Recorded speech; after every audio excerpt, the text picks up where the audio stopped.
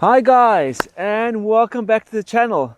I hope you've been having some fun riding whatever bike you've got. And in today's video I want to just give you some feedback on my Tenere 700, the 2023 model. This is the tech camo that they call it. And in this video I just want to give you some feedback about, I did a 5-hour one-way stint on the bike. And I would just want to give you guys some feedback about the comfort, how the trip went, and how I was pleasantly surprised at the level of comfort of this bike. So let's get started. So let me give you a quick overview. I live in like the Reading area, so west of London, on the M4, and I usually when I get a new bike, I like to take it on the usual 5-hour stint to just see how the comfort is. You know, a lot of people want to know the comfort of the bike and how it performs and how it rides and whatever. And just to be clear, I'm not a full-blown off-road rider. I use this bike for 90% on the road, and then the other 10% I do like to do a few green lanes, mostly light gravel work. I have been stuck in some heavy ruts and stuff with this bike, brand new. It was quite hairy, but yeah, that's pretty much the type of riding that I do here in the UK. There's many guys that use these bikes to its full potential. I like to ride a bike, and it needs to be comfortable and it needs to be easy to live with. I think that is what most of the average people want, is a bike that is comfortable, easy to live with, sounds good, looks good, and really performs well. So it's that unicorn bike that we all try and find. So my usual trip is from Reading. I take the back road to get to Cheddar Gorge, and I usually come in from the M3 side, so I go down Cheddar Gorge and then I go out the other side, and then I do the stint on the M4 all the way back to the Reading area. And that's I would say, you know, if you take a longer break, longer than 15 minutes to 20 minutes to half an hour in Cheddar Gorge, then it's a full-blown 5-hour ride. I only stopped for fuel, and I stopped for basically 5 minutes to take 2 photos of the bike in Cheddar Gorge because it was so cold that specific day.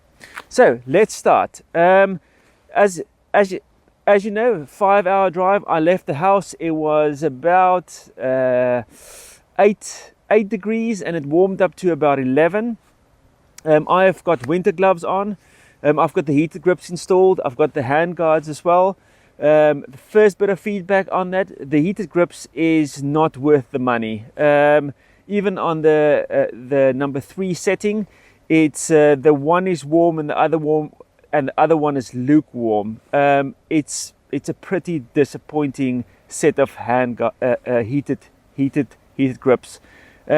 And this is, again, I compare it to my Tiger 660, my Tiger 900 GT Pro, the BMW 850 GS, the 1200 GS, the 1150 GS. Basically, even my Street Triples heated grips were way better than this one. This is also for me a bit of an afterthought heated grips install. There's a loose cable that looks like it's fitted to the loom. It's just not a well polished. I think it's about just under 200 pounds for the heated grip system. The second thing, the hand guards feels to me like it's too narrow, so it doesn't deflect the wind enough away from your hands, so your hands get cold. I do have a pair of Furygan heated gloves. I didn't take that along on this specific trip, but it would have probably been very helpful, because you know, you need the wind to be away from your hands, and then you need the heated grips to really warm up your hands so you can keep that core warm. And you know you have to have thin gloves on the inside so you can get the maximum effect of the heated grips. So that's sort of the one thing. the heated grips and the hand guards is not large enough. Yes, you can get new ones or upgraded ones and all that lovely stuff, but this is the stock stuff that I'm talking about. You can always upgrade your bike to whatever you feel like doing, but I don't really want to spend more money, and I just want to give you guys the feedback of the stock bike. So number 3, halfway through the journey, I thought I'm going to be getting really tired, and my bum was going to start hurting. And I was pleasantly surprised. You know, this is again the stock seat, and I must say, this bike is very comfortable. There's a good amount of bend in your knee, so it doesn't. You're not sitting like a race bike, and it sort of makes your posture and the bend in your elbows really nice and comfortable. I was very surprised. I thought it's not going to be as comfortable as the Tiger 900 or the 660 and so forth, but I would say if you get used to the ride on the bike, this bike is very comfortable. It is very pleasantly surprising. So just to carry on with the comfort of the bike. Yeah, your knees, the position, there's no vibration, the engine sounds beautiful. It's just a really nice and comfortable seating position. Now I am 5'11" and I weigh about 80 kilograms with all my gear on. So you can have an idea of my sort of length and weight. A lot of people say the shocks is too soft. I found it for my weight, it's pretty okay. You know, again, if you're going to do serious off-roading, then I would sort of expect you to probably want to upgrade that. But for the riding that I'm doing, as I said, 90% road, 10% gravel, it is pretty spot on. I think heavier riders as well, they would really like to have a stiffer suspension ride. But otherwise, it was really cool. The fairing, deflection of the wind on the motorway, that was okay. Again, I'm not a very tall rider. It does create a lot of noise in the front vent of my helmet, but again, that can pretty much be my helmet.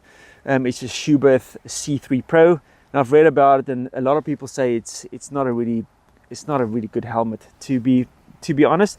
But I've got 3 years in the helmet, so I'm going to keep it for another 2 years, and then I'll probably get myself something else. I've been looking at the Shark that flips the chin totally away, so I can use it as sort of like more of an open face helmet. But yeah, so the screen's deflection and whatever on the motorway, traveling at 70-75 miles per hour is for me okay. You know, it's not like the Tiger. The Tiger's got more protection, especially on your shoulders and keeping the wind away, and it's much more quieter behind the screen. But again, these things, you can get the anti-buffeting little wing tips on the top. You can get a bigger screen, you can get an adjustable screen, you can get anything you like, but I'm just giving you guys some feedback on the stock kit of the bike. The brakes on the bike, a lot of people say they are very soft and smushy. I must say I've not had any issues. I had to brake a few times really hard because the car jumped in front of me. I had enough time to react, and the bike stopped well enough for me to not jerk the bike out of action and maybe twisting the thing and falling and whatever. So for me, that is the front and rear brakes works good.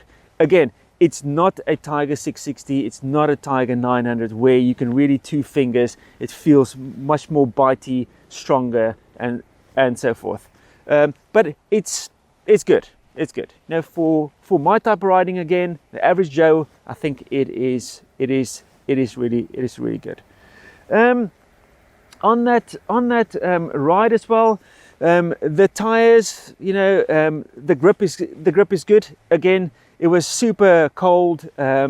I didn't feel that tires were sliding out. There's enough grip when I'm leaning, and this is the stock tires. The stock tires has been, I must say, got about just under 2,000 miles on the bike, and the stock tires is running down much quicker than the equivalent on my GS, on my Tigers, and all the other bikes I had.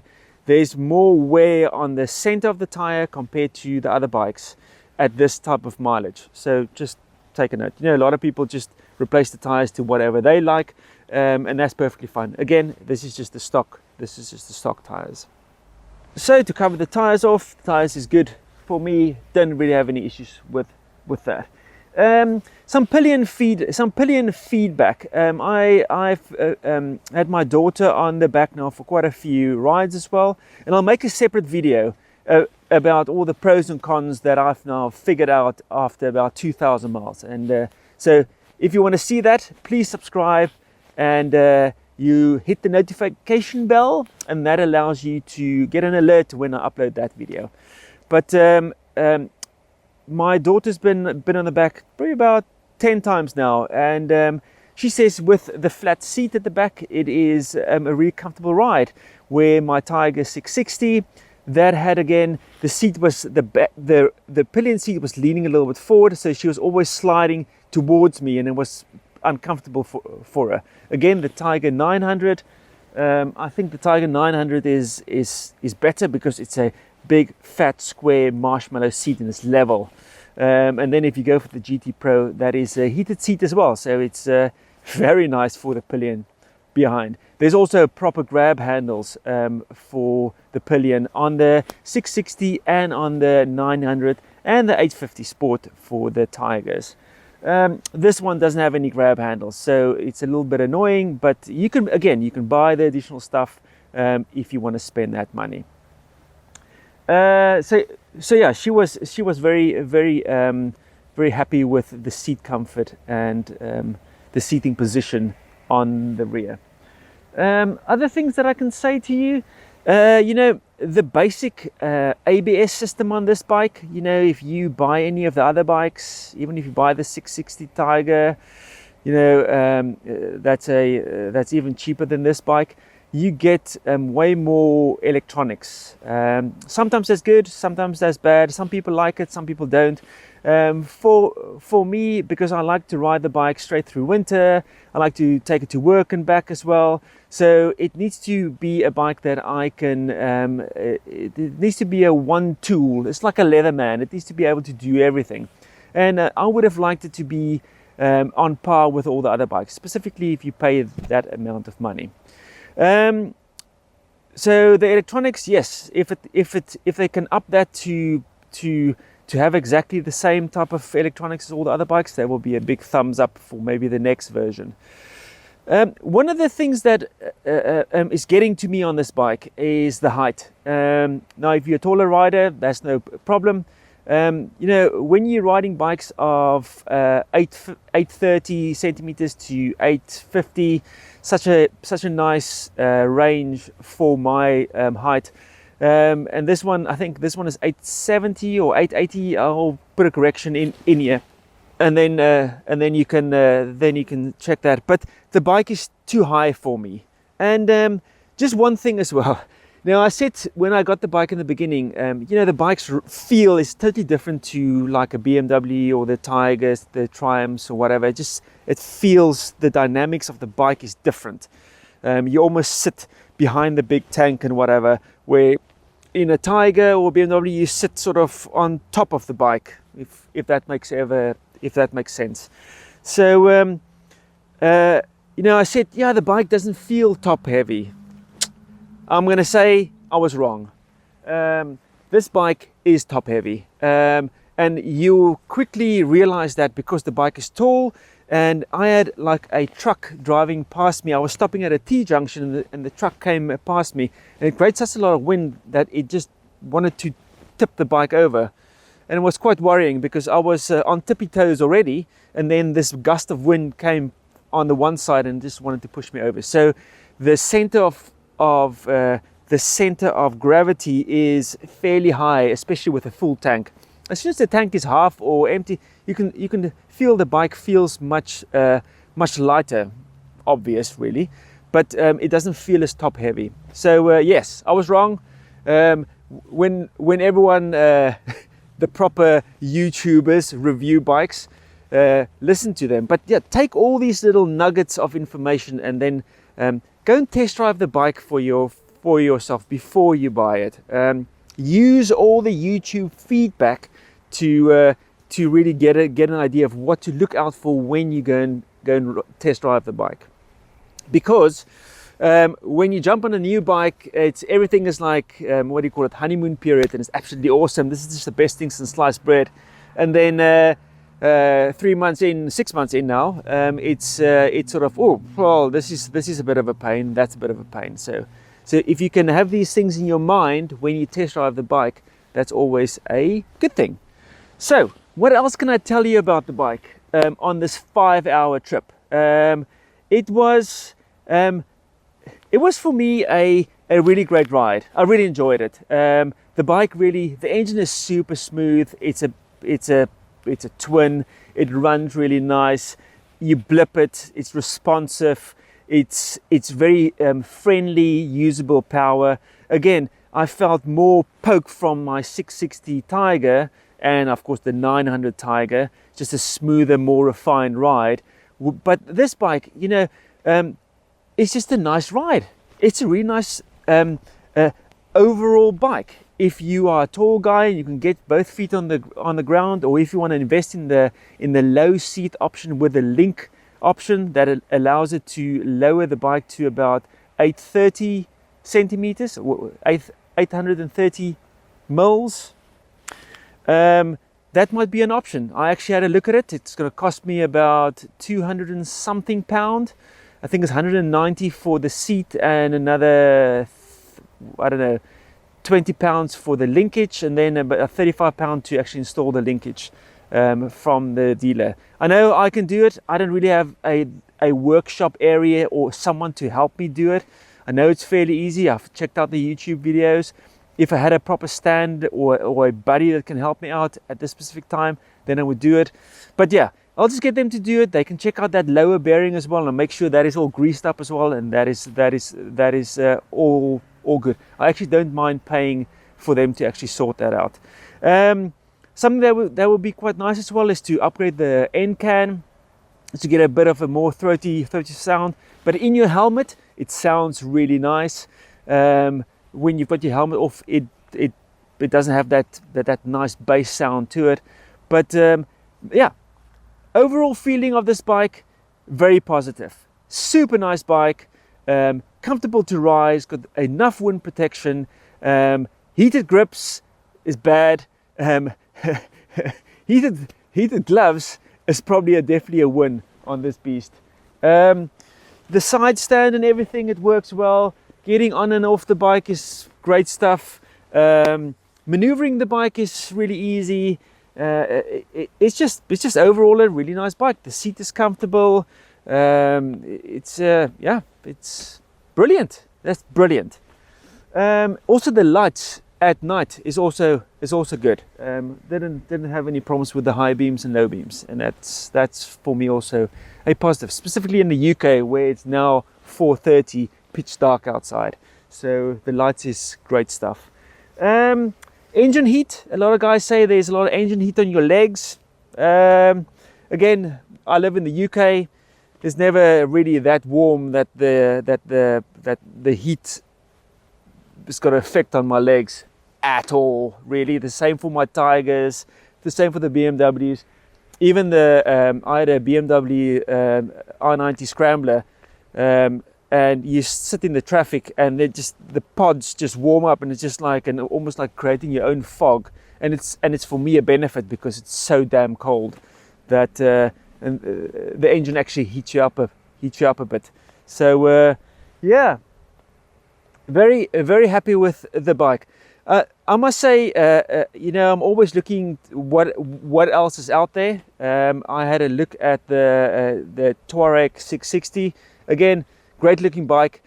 It will probably work better for what I want to use it for, but there's no dealerships close to me. It's having anything serviced, anything you need to do. I need to drive miles to actually get to a place to go and view it. I also had a look at the KTM, the 890. Everyone loves that bike. There's a lot of reliability issues that everyone is complaining about, but you know, if you live close to a dealership, that might be an option. I might go and test drive it, and I'll bring you guys along. But I'm also very keen to look at the new F900 GS that is out, the new shape, and then the 1300 GS. I definitely want to test drive both of those bikes. Again, totally big, massive bikes, but the 900 should be a nice look compared to this one. But okay, guys, if there's any questions or comments about this bike, of how you find this bike on longer journeys, if there's pros and cons, please drop it in the comments below. If there's any questions about the bike that you want me to cover, again, please drop it in the comments below. If you haven't subscribed to this channel, please subscribe. I do EUCs, I do electric bikes, mountain bikes, motorbikes, anything that's got a wheel. I love riding it. So please subscribe, hit the like button if you like this video. If there's any feedback about your bike and how you're finding your Tenere 700 from someone that has moved to the brand to someone that has had Yamahas for a long time, please drop it down below. I would love to get you guys' feedback. I try and respond to all comments. So I love to interact with you guys from across the world. It's absolutely awesome. So again, thank you very much for watching, and I'll see you on the next video, guys. Cheers.